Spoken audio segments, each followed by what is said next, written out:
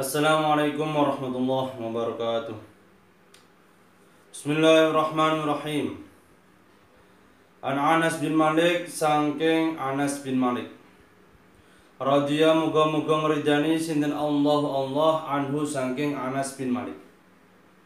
Kala ngendika sinten Anas bin Malik. Ngendika ing qala Rasulullah sallallahu alaihi wasallam. Kala ngendika sinten Rasulullah sallallahu alaihi wasallam. Hadis dari Anas bin Malik, Rasulullah bersabda, tasahharu, sahura sapa sira kabeh. Fa inna fis suhuri. Sebab kalau fis sahur, sahur itu makanan yang dimakan ketika waktu sahur. Tapi kalau suhur itu maknanya memakan. Jadi kalau suhur itu memakan, kalau sahur itu makanannya. Itu hebatnya bahasa Arab itu. Beda pembacaan sudah beda makna. Fa inna fis suhuri maka setuhune iku tetep ing dalem mangan waktu sahur barokatan utawi barokah. Muttafaqun alaih, ai hadal hadis muttafaqun alaih. Rasulullah bersabda, sahurlah kalian semua, karena dalam waktu ketika sahur, kalau di sini ketika suhur itu ada barokah. Apa yaitu barokah? Yaitu barokah adalah kekuatan bagi seseorang yang melakukan sahur untuk melakukan ibadah yang lebih dari puasa. Jadi ketika sahur itu bisa kuat zikir, sholat, istighfar. Jika dia itu tidak sahur, maka dia itu tidur, ya tidak bisa tahajud, istighfar atau apa, dan tidak terlalu kuat ketika melakukan puasa. Itu namanya barokah.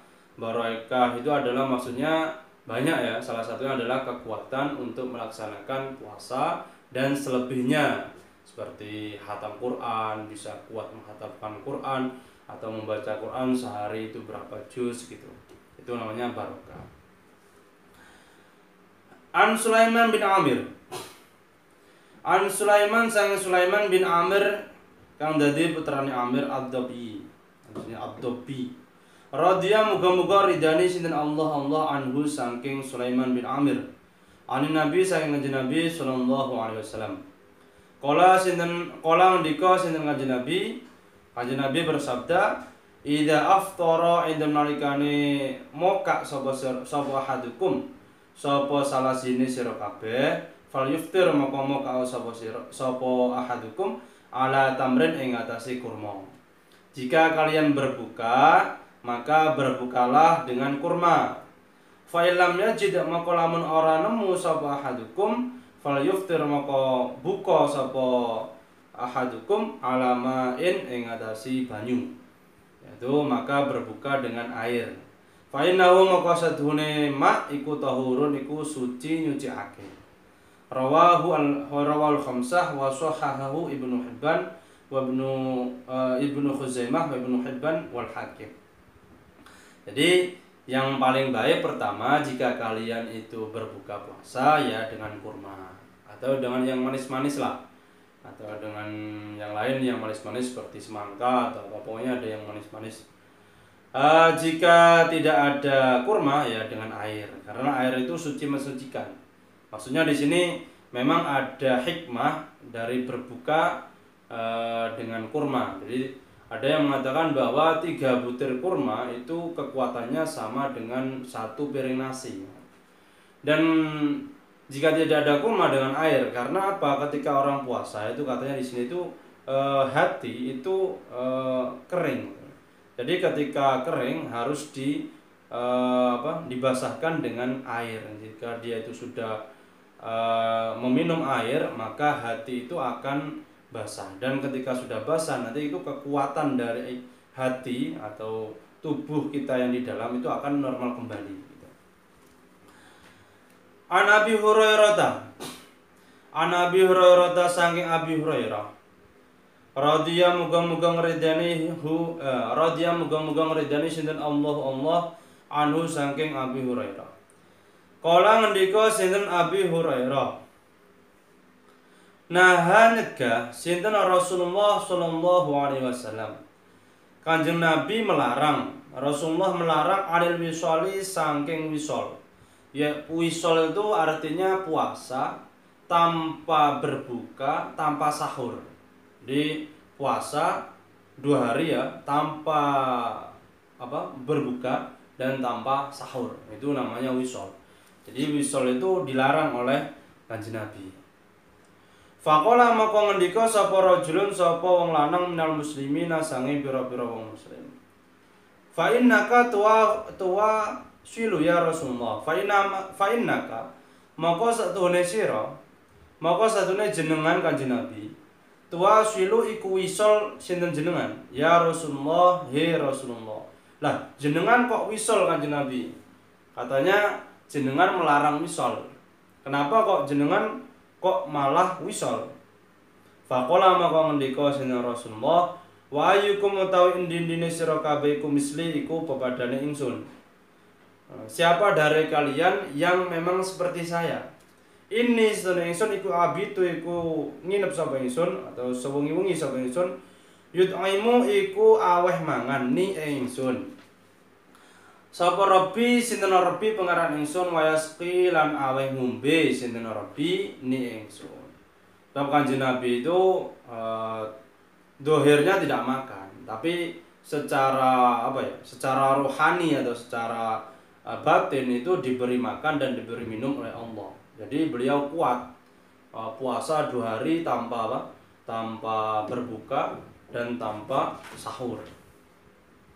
Falamma abau, itu kalian itu tidak seperti saya, Kanjeng Nabi. Karena itu ada memang khususiyah untuk Kanjeng Nabi. Jadi gak semua apa yang Kanjeng Nabi lakukan itu boleh bagi umatnya. Kanjeng Nabi boleh menikah sampai langsung 9 itu boleh, tapi kita tidak boleh. Maksimal kita 4. Nah, salah satunya kekhususan Kanjeng Nabi yaitu boleh puasa wisol, tidak berbuka, tidak sahur. Tapi kalau umatnya kita ya tidak boleh. Falamma abau maka ing dalam samangsane emoh sapa atau menolak sapa muslimin ayan tahu ing arep nyento mandeg mendo sapa yang jenenge muslimin atau berhenti alim wisol sang wisol.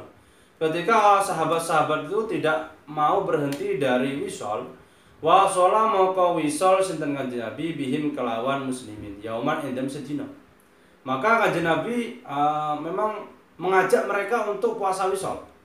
Karena mereka tidak mau berhenti dari wisol, akhirnya Kanjeng Nabi kayak menantang gitu. Kanjeng Nabi puasa tidak berbuka, tidak sahur, mereka tidak puasa, tidak sahur. Yauman yang dalam sedina. Nah, dilalah. Pada waktu itu puasa tinggal 1 hari. Sumar'au nuli ningali sapa sene sahabat al-hilala ing hilal. Delalah setelah itu kebetulan kok melihat hilal, yaitu tanggal 1 Syawal. Faqala maka ngendika sinten Kanjeng Nabi, lau ta'akhkhara lamun dadi akhir apa al-hilalu apa hilal. Lazittu maka nyekti nambahi sapa ingsun kum ing sira kabeh. Kalau munakile kaya wong sing nyiksa lahum maring sahabat. Hina abau ing dalam semangsane emoh sapa sahabat ayan tahu ing arep nyento mendo sapa jenenge sahabat. Yang arep nyento berhenti sapa jenenge sahabat. Muttafaqun alaih hadal hadis muttafaqun alaih. Jadi Kanjeng Nabi akhirnya berkata gini, Kanjeng Nabi sampai gini, saumpamanya hilal itu tidak sekarang atau sudah mundur, maka saya akan wisol lagi. Puasa wisol lagi bersama kalian. Jadi 1 hari tidak puasa, tidak sahur. Umpamanya itu tidak melihat hilal nanti akan bertambah lagi. Besoknya juga gitu, tidak sahur, tidak berbuka. Itu Kanjeng Nabi. Karena apa? Karena mereka saking semangatnya beribadah gitu. Akhirnya tidak mau sahur, tidak mau puasa. Padahal Kanjeng Nabi itu sudah mencegah. Karena apa? Kanjeng Nabi itu tidak mau memberatkan umatnya. Jadi tidak melarang wisol. Karena susah, masa puasa tidak sahur, tidak berbuka, itu kan berat bagi umat.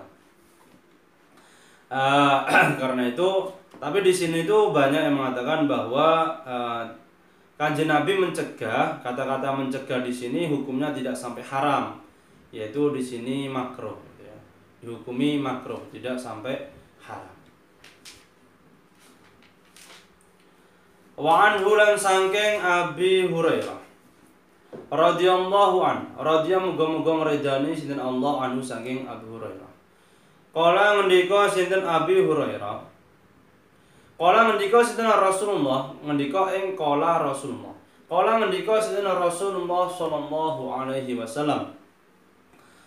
Ngendika malam yada' qaula zur wal amala bihi wal jahla falaisa lillahi hajatun fi ayyada'a ta'amahu wa syarabahu. Man utawi sapane wong lam yada'iku lamun ora ninggal sapa man qaula zuri ing ucapan goro wal amala lan nglakoni bihi kelawan zur wal jahla lan kebuduhan. Barang siapa yang tidak meninggalkan berbohong atau beramalan mengerjakan perkara yang menipu gitu ya, berbohong atau sebuah kebodohan dan apapun pokoknya keharaman-keharaman. Jadi ketika berpuasa kok menipu rakyat gitu. Ketika berpuasa kok berkata bohong. Nah, falaisa lillahi hajatun, falaisa maka ora ana lillahi ku tetep kati Allah hajatun apa hajat apa butuh fi ayyada'a indal arab nyanto ninggal sapa wong ta'amahu ing panganane wong wa syarabahu lan umbiane wong. Maka Allah tidak butuh, maksudnya tidak peduli kalian mau meninggalkan tidak makan atau tidak minum, Allah tidak butuh. Maksudnya apa? Ya tidak ada balasannya, tidak ada pahalanya. Jadi ketika puasa itu harap dijaga kelakuan kita, jangan sampai berbuat keharaman, dan dijaga lisan kita, jangan sampai berbohong atau menggunjing orang lain atau menipu orang lain. Sebab apa? Itu bisa menimbulkan atau menyebabkan hilangnya pahala puasa. Rawahul Bukhari wa Abu Dawud wa lafdhu lahu, dan lafadznya ini dari Abu Dawud. An Aisyata saking Sayyidah Aisyah radhiyallahu muga-muga ridani sinten Allah taala maha luhur sinten Allah anha saking Sayyidah Aisyah. Qalat ngendika sinten Sayyidah Aisyah. Sayyidah Aisyah bercerita berkata gini, kana ana sinten an-nabiyyu sapa kanjeng Nabi sallallahu alaihi wasallam iku yuqabbilu iku ngambung itu mencium istrinya. Wa huwa halik utawi kanjeng Nabi iku shaimun poso. Wa yubashiru lan nyekel demek sapa kanjeng Nabi. Wa huwa halik utawi kanjeng Nabi iku shaimun iku poso. Walakinnahu tetapi ne kanjeng Nabi iku kana, tetapi ne setuhune kanjeng Nabi iku kana ana sapa kanjeng Nabi iku amlakakum iku wong sing luweh miliki sangka sira kabeh liirbihi maring hajate kanjeng Nabi.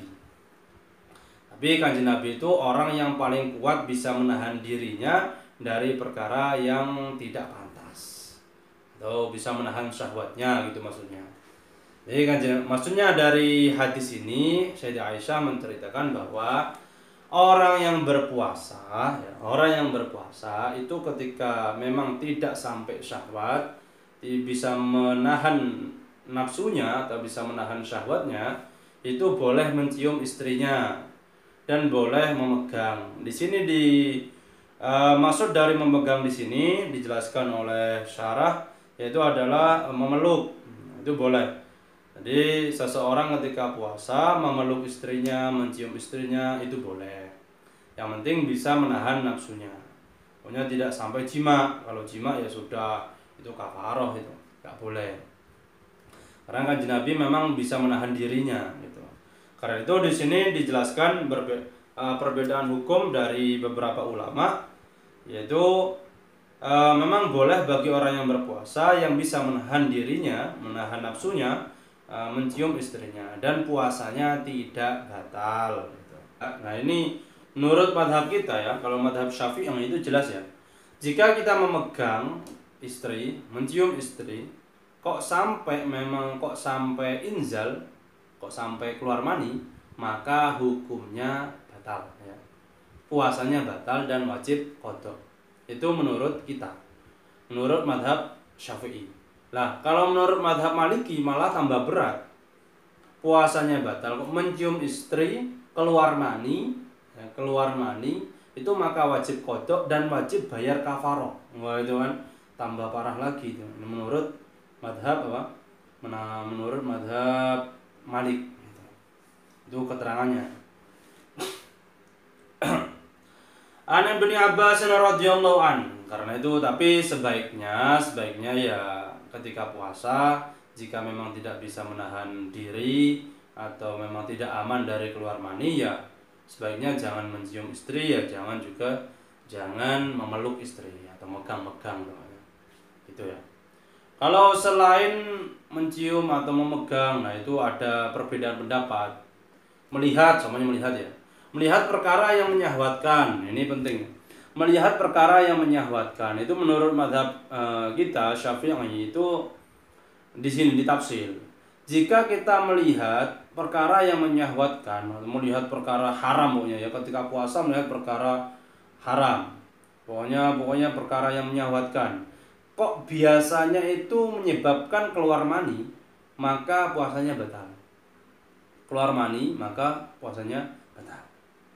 Tapi jika kita melihat perkara yang menyahwatkan, kok biasanya tidak keluar mani, biasanya. Nah, kok sampai keluar mani maka tidak batal. Nah, tapi biasanya ya keluar mani gitu. Nah, karena itu hati-hati jika puasa kok melihat perkara yang haram ya kok menyahwatkan yang bisa menyebabkan keluar mani, kok sampai keluar mani maka puasanya batal. Ibnu Abbas radhiyallahu taala anhuma wallahu alam. Wal asri. Assalamualaikum warahmatullahi